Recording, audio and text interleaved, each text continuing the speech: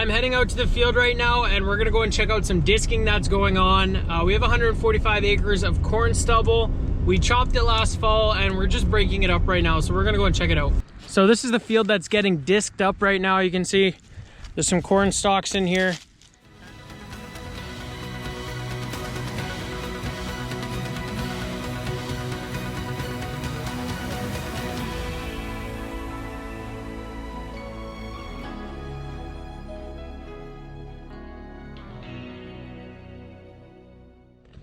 Usually we just no-till seed directly into the stubble from the last crop from the year before, but this is the first time we ever grew corn out here. We were trying it out. We chopped it up as feed for the milk cows, but since this stubble is a little bit bigger and it's just gonna cause more problems for this year's crop, we are breaking this up.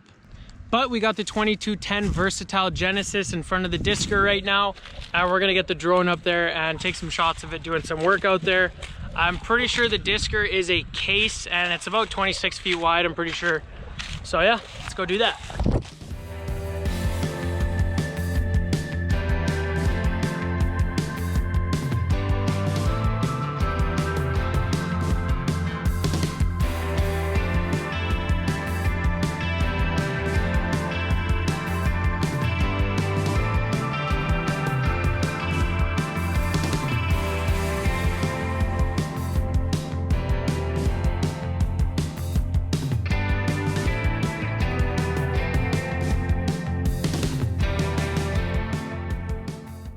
I just finished up the 6th day here of hauling the manure out of the corrals there, and I probably got a day left tomorrow, 1.5 corrals left to do. What I'm doing in the main cow barn here is I want to put this barn into full tunnel ventilation mode, or the summer ventilation mode. So the first thing I'm going to do to turn that tunnel vent on is we're going to go lower all of the front panels on the barn here because they need to be all the way open.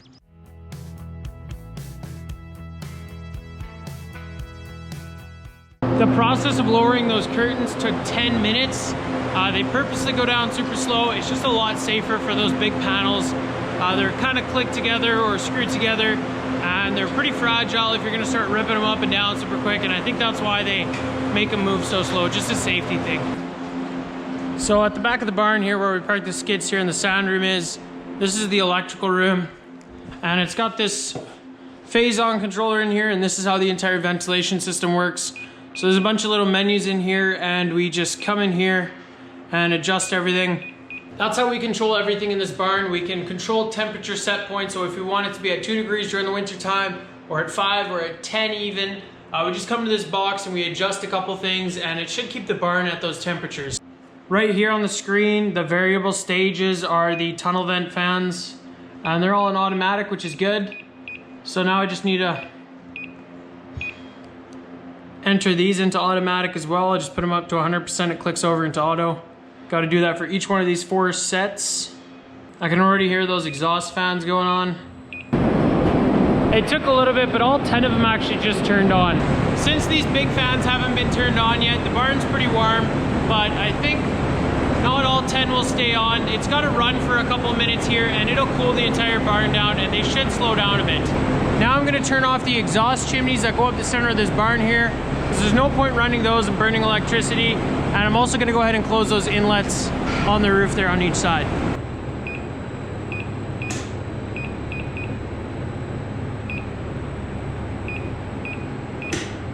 I can definitely see those inlets closing right now. And those chimney exhaust fans aren't going anymore either, so that's all good. This side's closing up. Sweet, so yeah, already only 6 fans are running, and I imagine as the night goes on, maybe it'll go down to even just 2 fans running.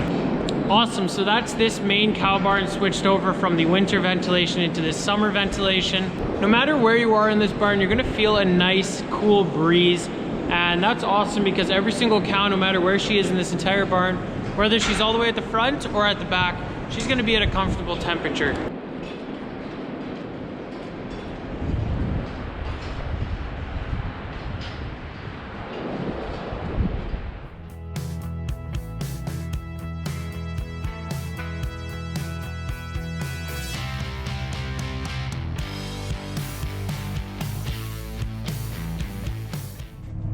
All right, so we got those corrals emptied out. Took a total of 7 days, and we got all 9 of those corrals nicely cleaned out and spread over the field. Now I just got a couple of small piles of manure and some straw and some other crap to spread over the fields. Shouldn't take more than a couple hours here just in the morning, and then we're gonna switch everything over to hauling liquid manure.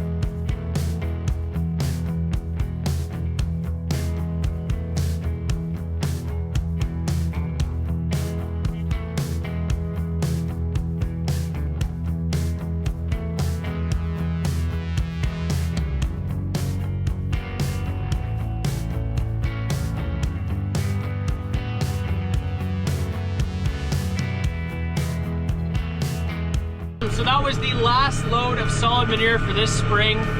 Now I'm gonna go kick this wagon off, and we're gonna go ahead and set everything up to empty out that lagoon.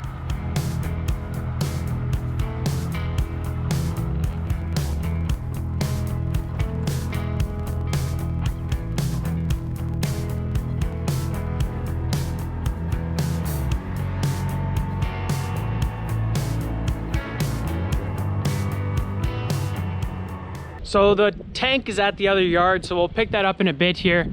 I'm gonna put some oil in this tractor right here, and then we're gonna hook it up to the pump.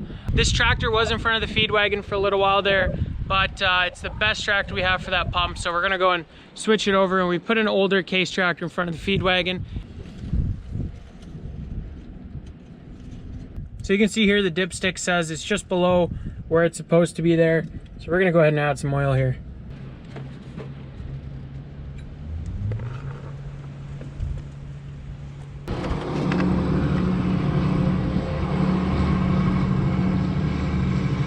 So it's coming up a little bit on the dipstick here. We're gonna add some more yet though. A little bit more.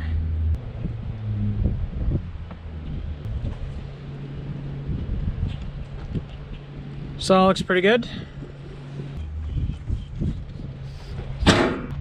Tractor's ready to go.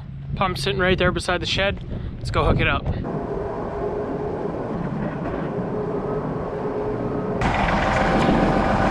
So we have the clavis on the hitch here still. I'm gonna go take it off just because this pin isn't long enough to go all the way through. It would be fine so long that the hitch here was resting on the drawbar, but it's just because that pin isn't long enough, so we're gonna go and take this thing off.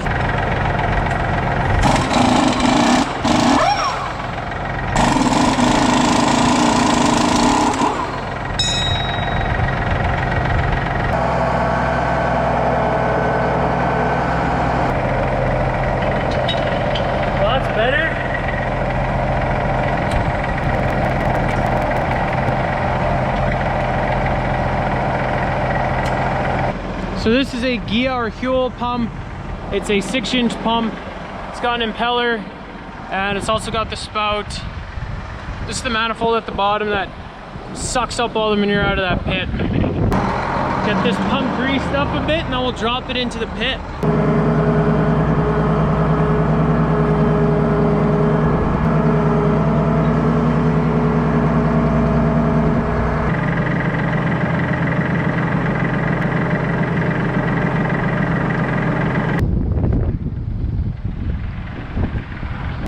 Not a lot of people can say this, but we definitely have a bigger swimming pool in our backyard than Kanye West does.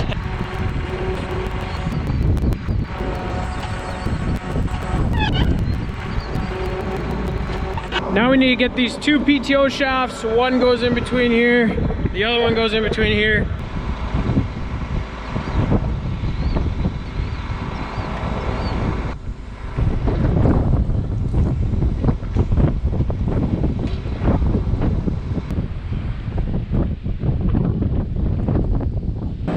That pump should be all ready to go. Now we're gonna grab the quad and we're gonna try and pick up that fill pipe with it. I don't know if our quad's gonna be strong enough, but we'll find out.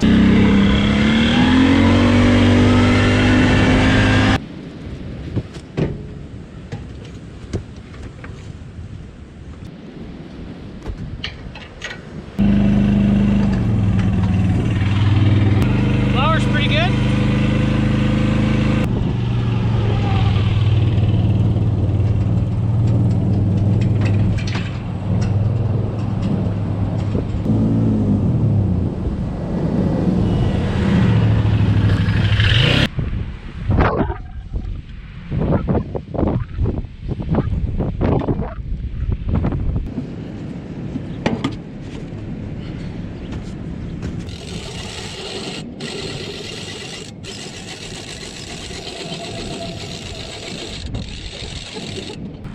Awesome, so all of this should be good to go. I'm just gonna turn that agitator on, start mixing it up a bit and see if I got everything hooked up right.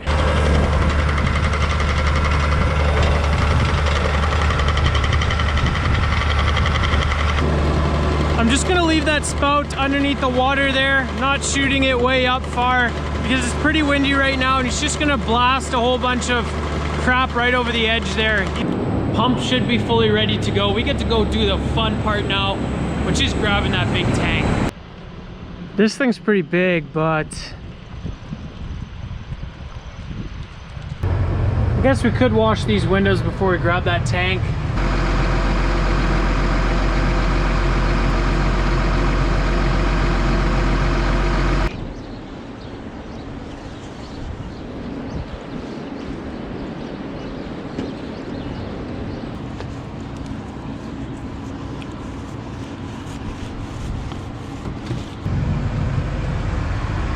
Yeah, that definitely makes a pretty big difference.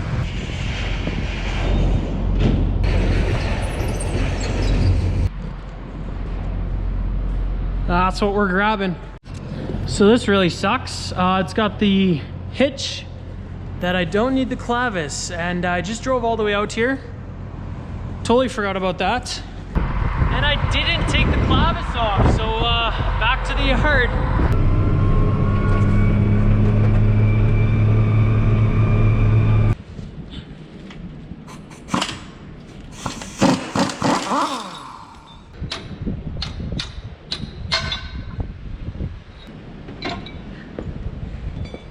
So we got it hauled back to the farm here.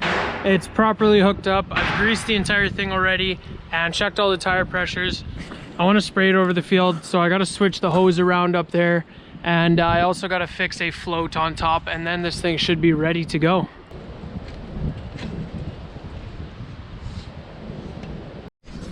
So this is a float thing. When the tank gets full, it's supposed to shoot up, but last year it wasn't doing that, so we got a new float here, and I'm just going to replace it.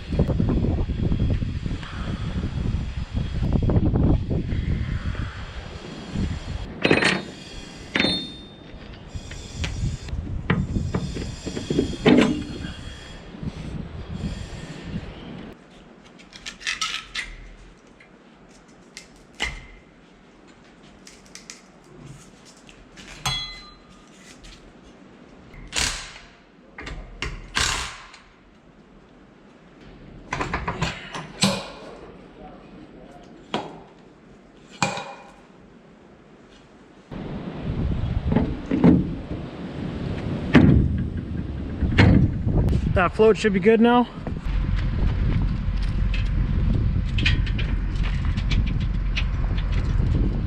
So since we're not using the ejectors, we got this chain that goes underneath and makes it so that they don't seep down at all. It's super important because I'm going to be going over the highway, and if these things seep down on the road, it wouldn't only break the crap out of these, but it might also wreck the road. Awesome, so we got the tank all ready to go. The pump, it should be all perfectly ready to go now finally. And that's gonna be it for today's video, guys. If you enjoyed, make sure to hit those like and subscribe buttons down below. Check out the Instagram @SassDutchKit, and I hope to see you guys in the next video. Thanks for watching.